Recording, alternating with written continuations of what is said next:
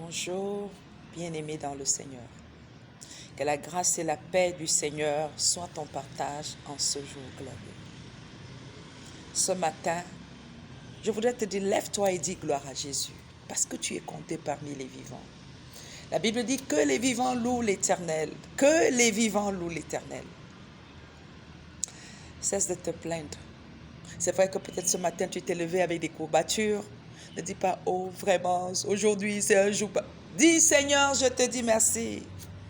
Parce que malgré ces courbatures, j'ai vu la journée, j'ai vu la lueur de ce jour. Et je sais que c'est le jour que tu as fait pour moi. Et je sais que tu as préparé des choses merveilleuses pour moi. Et même si aucune chose merveilleuse venait à se présenter à moi, une chose est réelle. C'est par amour que tu m'as encore accordé la grâce que de me lever ce matin et de pouvoir, Seigneur, contempler la nature. Est-ce que tu peux dire merci au Seigneur ce matin? Bien-aimé dans le Seigneur, ce matin, par ma voix, le Saint-Esprit veut te communiquer une parole qui te permettra de vivre en toute quiétude et de vivre toujours dans la victoire. Hier, notre sœur, n'est-ce pas, a cité le verset de 1 Corinthiens pour nous en donner de comprendre que Jésus-Christ, par sa mort à la croix, a tout accompli et que notre vie devrait être une vie de victoire. Alors pourquoi est-ce qu'on ne vit pas cette vie? Simplement parce qu'on est ignorant. Et même quand bien même on a reçu la parole, on refuse parfois de la croire. Alors cessons d'être des chrétiens incrédules, mais choisissons d'écouter, de prendre l'instruction de Dieu, d'accepter ses instructions et de fonctionner à la stature et à la dimension de la révélation qui nous a été faite. Beaucoup de chrétiens vivent dans la peur. Beaucoup de chrétiens vivent dans la défaite. Beaucoup de chrétiens sont emprisonnés, embrigadés, et ils sont même arrivés à la conclusion par moment que Satan est plus fort que Jésus. Ils croient facilement, lorsqu'on leur décrit les actes de Satan, que lorsqu'on leur parle de la grandeur de Dieu. Alors ce matin, je voudrais partager avec toi un verset. Et toute ma prière, c'est que pendant que tu seras en train d'écouter, que le Saint-Esprit se saisisse de toi et que cette vérité disponible pour toi devienne une réalité par laquelle tu vas fonctionner. Le texte de ce matin, c'est tiré du livre d'Ésaïe. C'est Ésaïe 8, au verset 10, la Bible déclare: formez des projets, ils seront anéantis. Donnez des ordres, ils seront sans effet. Car Dieu est avec nous. Amen, amen. La Bible nous dit ici que former des projets, Satan a la seule mission de former les projets. S'il ne forme pas des projets négatifs, c'est qu'il n'est plus Satan.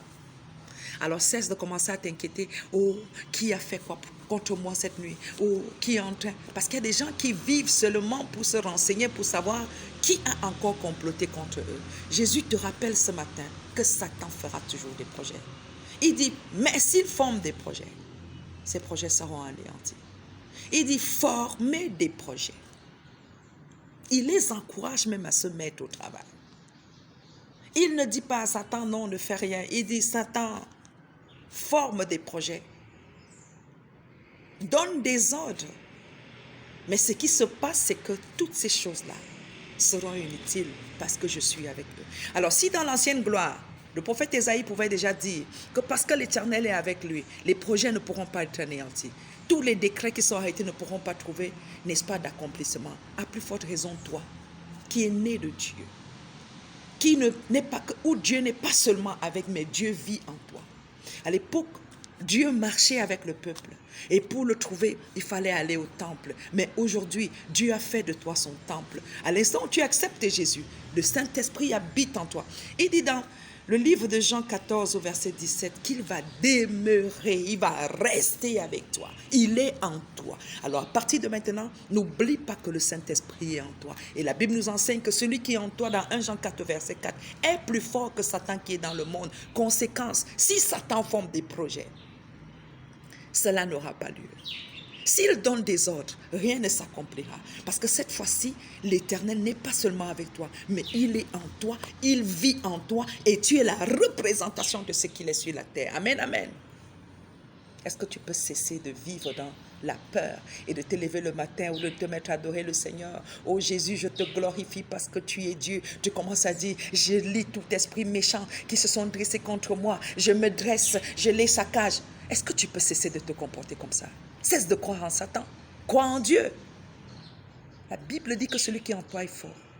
Et quel que soit celui qui va se dresser contre toi, la chose ne se manifestera pas. Il pousse plus loin dans Isaïe 54. Il dit, si l'on forme des complots contre toi, dans le verset 15, cela ne viendra pas de Dieu. Il ne dit pas, c'est toi qui vas les disperser, mais il dit, tous ceux-là qui se sont dressés contre toi, ils tomberont sous ton pouvoir. Pendant que tu seras en train d'adorer le Seigneur, le camp de l'ennemi est en déroute. Cesse, mon frère, cesse, ma sœur, de regarder à Satan plus qu'à Jésus. Est-ce que tu peux croire cette parole ce matin? Il dit former des projets. Ils seront anéantis. Donner des ordres. Ils seront sans effet. Parce que l'Éternel est en toi. L'Éternel est avec toi. Sans prière, aucun adversaire ne peut avoir le dessus sur toi. Dis Amen. Est-ce que tu crois que cette parole, c'est ta parole? Sans que tu ne passes le temps à dire, oh Satan, machin, oh toi qui es, oh tous les sorciers de mon village. Pendant que tu es simplement en train d'adorer Dieu et de contempler sa gloire, les anges se déploient. Et ils se mettent à abattre ce qui doit être abattu. Ils se mettent à détruire ce qui doit être détruit. Ils se mettent, n'est-ce pas, à arracher ce qui doit être arraché. Pendant que tu le contemples, tu es transformé simplement à la gloire et à l'image de ce Dieu. Notre Dieu n'a pas changé. Il est fidèle. La chose qu'il dit, il accomplira. Il a dit dans 1 Corinthiens 6 que ne sais-tu pas que tu es le temple du Saint-Esprit et que le Saint-Esprit habite en toi. Alors si tu crois que le Saint-Esprit habite en toi, alors tu dois croire désormais que Satan ne peut rien te faire. Son cas a été conclu à la croix.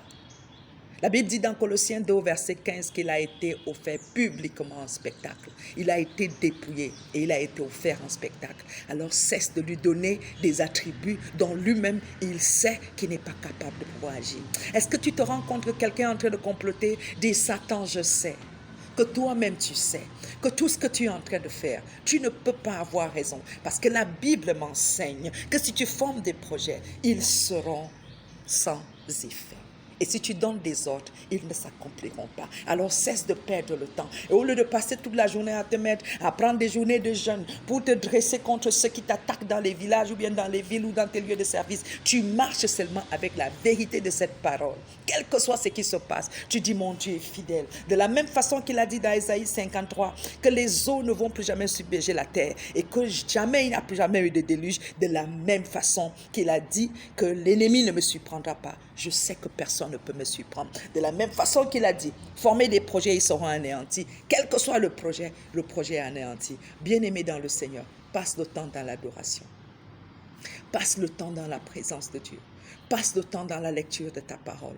Et tu verras que toutes les choses qui te combattaient, qui avaient le dessus sur toi par le passé, qui t'oppressaient, qui t'opprimaient et qui t'enlevaient la joie, ces choses désormais pour toi, n'est-ce pas, seront des sujets de rire. Parce que tu diras, oh, j'étais un enfant hier, c'est pour ça que j'étais esclave. Mais aujourd'hui, je comprends que celui qui habite en moi, il est plus fort. Et tous les projets de Satan ne pourront pas réussir dans ma vie. Satan va toujours faire des projets. Tu diras, c'est ta nature de faire ces projets, mais assia, parce que tu as déjà perdu la bataille il y a très longtemps. Est-ce que tu peux te lever et dire merci Seigneur, pendant que tu acceptes cette parole? Parce que le Seigneur t'enseigne que tu es protégé sans prière, tu es protégé sans bataille, tu es protégé sans pouvoir, n'est-ce pas, sans pouvoir même te gêner. Pendant que tu acceptes cette parole, la gloire de Dieu remplit ta vie, la faveur te remplit et ta vie est transformée de gloire en gloire et de gloire en gloire au nom puissant de Jésus-Christ.